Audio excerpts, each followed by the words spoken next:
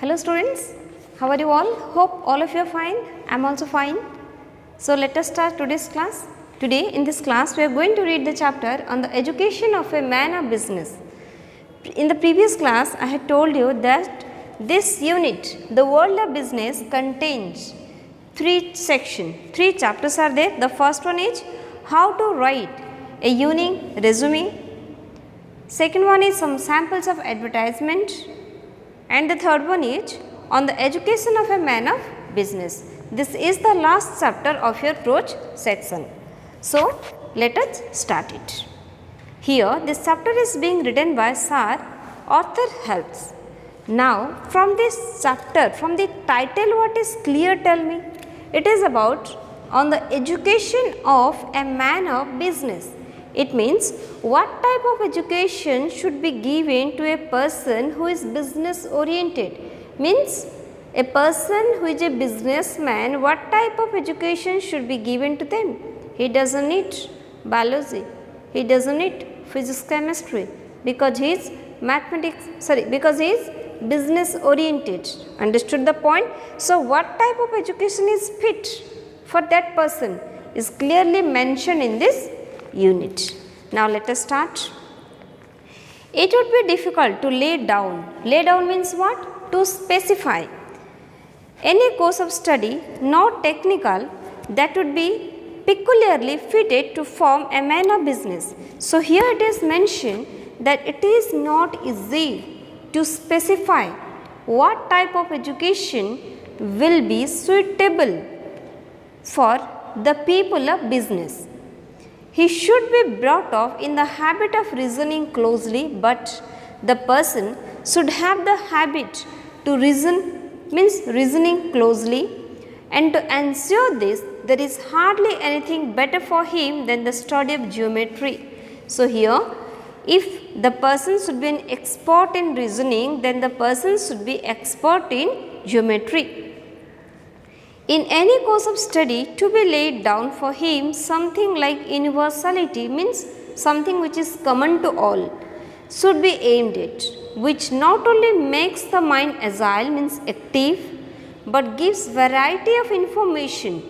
So, here what is mentioned, before we fix a particular type of education for a man of business, it should be focused that type of education should be common to all. At the same time, that education should make the mind active one, but gives variety of information, but it should not make the mind only active. Not only the mind should remain active, but also it should provide varieties of education to the people, to that person. Such a system will make him acquainted with many modes of thought, with various classes of fact, and will enable him to understand men better. And this type of education will help him to understand human beings better, to means interact with various modes of knowledge and thoughts. There will be a time in his youth which may perhaps be well spent in those studies which are of a metaphysical nature. Metaphysical nature means something which is beyond physical, metaphysical in nature. So, in the youth the person might have studied lots of things which is in metaphysical by nature. In the investigation of some of the great questions of philosophy, a breadth and a tone may be given to a man's mode of thinking, and the man's mode of thinking should be altered by the breadth and a tone, and it is mentioned which will afterward be of signal use to him in the business of everyday life. So, that type of education should be given to a man of business. That one means that education should be helpful in his later life. We can't enter into a description of the technical studies for a man of business, but I may point out that there are works which soften the transition from school to the world. But here what is mentioned, that we can't either enter here into the description of technical study for men of business, means we can't afford, means we can't speak that technical study is appropriate for a man of business. But here the important thing is, I may point out that there are works means there are some education which soften the transition from the school to the world, means that type of education should be given to a person that can soften the path, means when we are changing our school to the business world, work means education to job, that one should be helpful to the person, and which are particularly needed in a system of education like our own, consisting of studies for the most part remote from real life. And what type of education that we are getting right now? We are getting the education which is completely remote from real life. Suppose you are going to school or going to college. On the way, your vehicle punctured. Can you mend it? No, you don't have that type of knowledge. Okay, so this knowledge, and suppose there is no one in your house and there is no one to cook. So what will you do? You will order food from footpath, or you will take some fast food? No, that is not the education. But that education should enable to a person, should make a person able to be self dependent. Understood? That type of education is mentioned here. And here, but we are reading the things which is completely remote from our real life. These works are such as to tend to give the student that interest in the common things about him which he has scarcely ever been called upon to feel, and these work are intended to give the student such a such things, such common thing that he has never ever felt in real life. They saw how imagination and philosophy can be woven into practical wisdom. So it is mentioned how imagination and philosophy can be practical in life. Such are the writings of Bacon. Bacon is Francis Bacon, a famous writer. His lucid order, his grasp of this subject, the comprehensiveness of his views, his knowledge of mankind, the greatest perhaps that has ever been distinctly given out by an uninspired man. So here what is mentioned, that Bacon's essays is a book.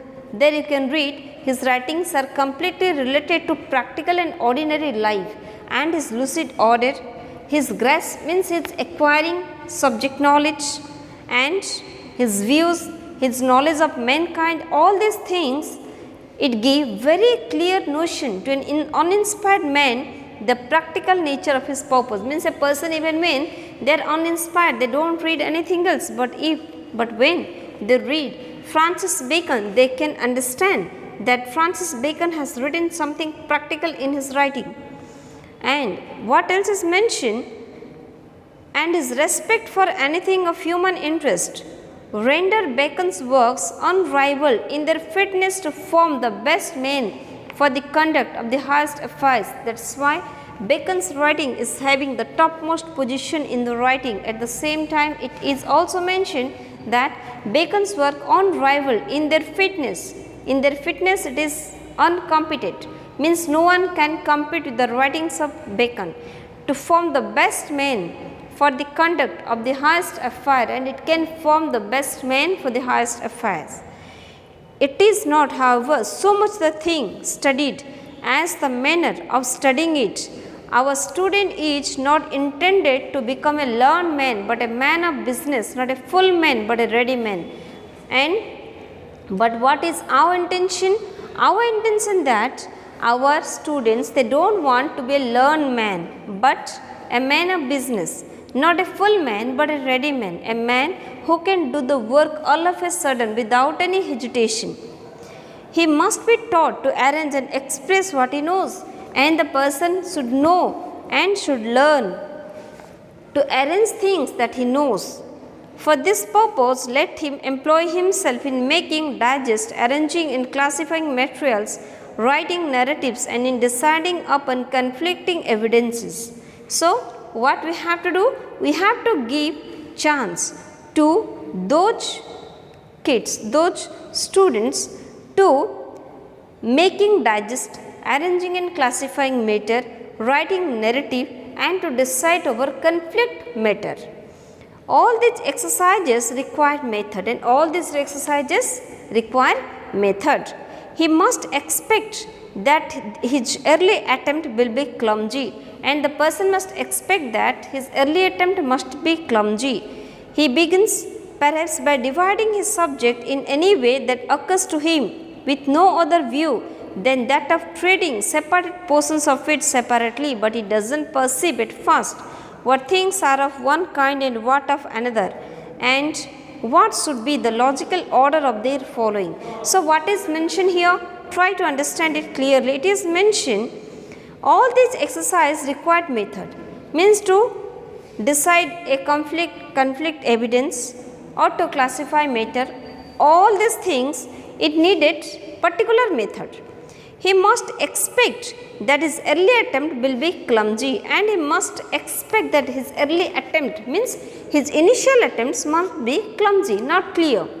He begins perhaps by dividing his subjects in any way that occurs to him, and he must realize that he tried to do the things in his own way, with no other view than that of treating separate portions of it separately, and he has not taken others' view, and he did it as it comes to his mind.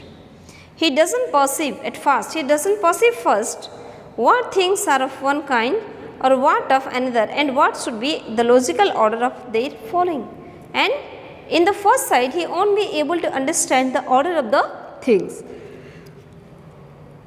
But from such rude beginning, method is developed, but by such beginning only we can develop a method.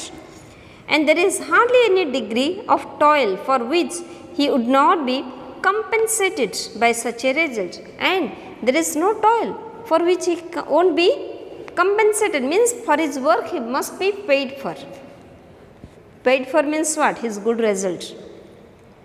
He will have sure reward in this clearness of his own reviews, again in the facility of explaining them to others.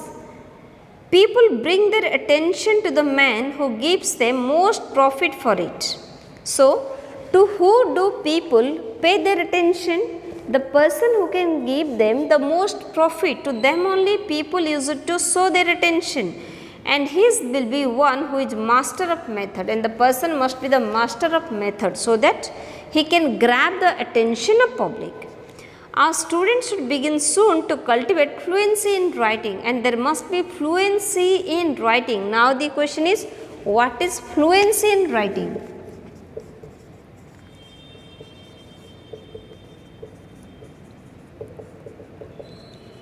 What does it mean? Fluency in writing. It does mean that you have to write down 4 or 5 pages correctly. No, this is wrong. Fluency in writing means, I don't mean a flow of words, but a habit of expressing his thoughts with accuracy, with brevity, and with readiness. Understood? It does mean that you have to write down 4 pages. No, you have to write down little bit. Means you have to write down little. Only 1 page or half page, but it should be accurate. It should be brevity should be there, that should be readiness, mean it should be to the point writing, which can only be acquired by practice early in life, and this one can be acquired if we are having practice in your early life. You find person who from neglect in this part of their education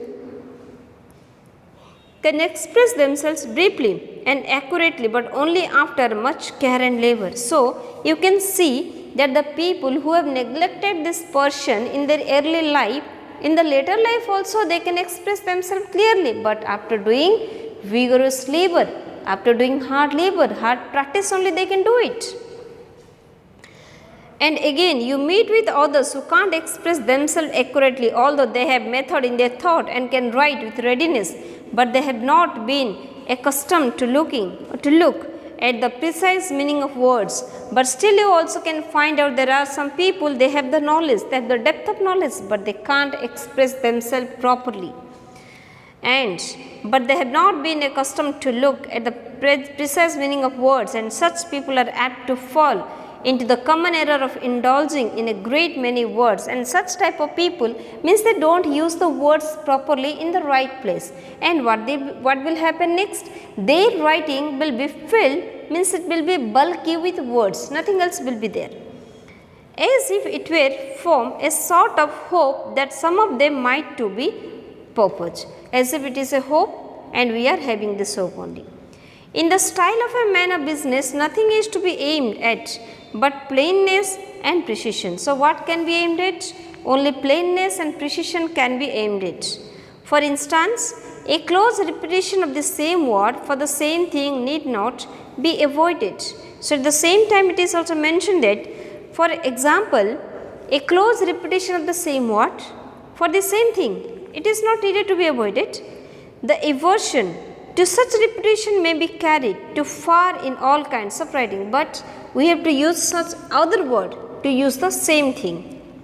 In literature, however, you are seldom brought to account for misleading people, but in business, you may soon be called upon to pay the penalty for having shunned the word which would exactly have expressed your meaning.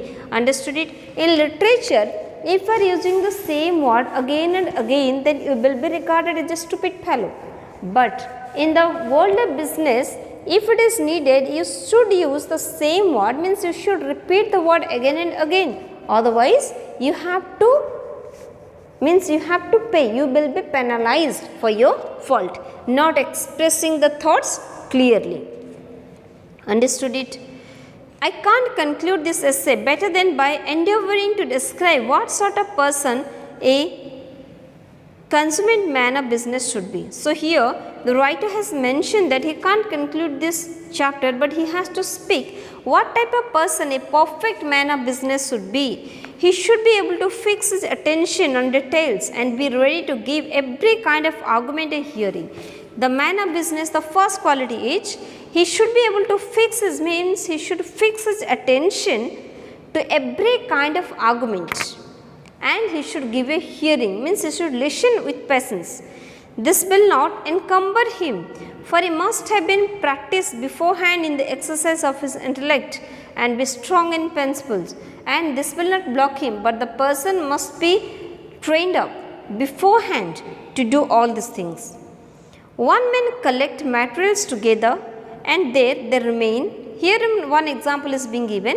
One man collects the material, it remained in one place.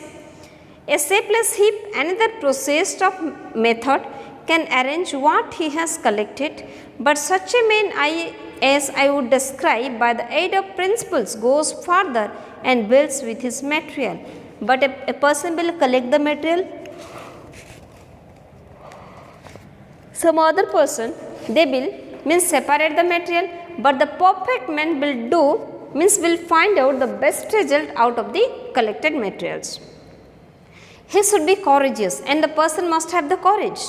The courage, however, required in civil affairs is that which belongs rather to the able commander than the mere soldier, but any kind of courage is serviceable. So, here it is mentioned that the difference between commander and the soldiers they will follow the commander. So, it is mentioned that any kind of courage is highly essential here. Besides, a stout heart means strong heart. He should have patience temperament.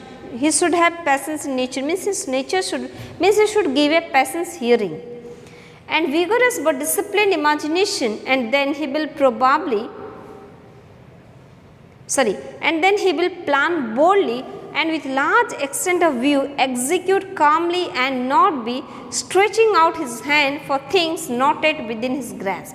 So, he should not stretch his hand to grab the things which is not within his reach, but he should try to fix things properly. He will let opportunities grow before his eyes. He will let the opportunity to grow before his eyes until they are ripe to be seized, and unless and until their opportunity is being ripened, he has to wait. He will think steadily over possible failure, and he has to think on his failure, means there is the chance to see the failure also, in order to provide a remedy or a retreat. And why?